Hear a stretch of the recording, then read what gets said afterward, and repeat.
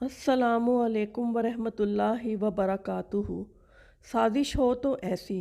एक शख्स अपनी बीवी को लेकर मौलवी साहब के पास आया और कहने लगा, मौलवी साहब, ये मेरी ज़ौजा हैं, इन पर अचानक आसेब का हमला हुआ है, शायद जिन चढ़ा है।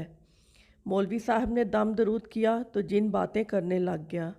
मौलवी साहब, अभी के अभी बाहर निकलो वरना जिन मैं निकलने के लिए तैयार हूँ, लेकिन मेरी एक शर्त है, मैं इस औरत से निकलकर शोहर से चिमट जाऊँगा। शोहर डर के मारे 2 कदम पीछे हटते हैं। मौलवी साहब, ये नहीं हो सकता, लेकिन आप इस औरत के शोहर से क्यों चिमट जाना चाहते हैं? जिन, क्योंकि ये नमाज नहीं पढ़ता मौलवी साहब।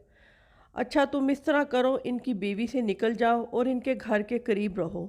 इस औरत का शोहर नमाज ना पढ़े तो फिर इस शख्स से चिमट जाना। जिन, ठीक है। जिन निकल जाता है। चंद दिन बाद वो औरत मौलवी साहब को फ़ोन करके शुक्रिया अदा करती है कि अब ना सिर्फ इनका शोहर सव्वे अव्वल में नमाज़ पढ़ता है, बल्कि अक्सर मस्जिद का दरवाज़ा भी वही खोलता है और अजान भी देता है।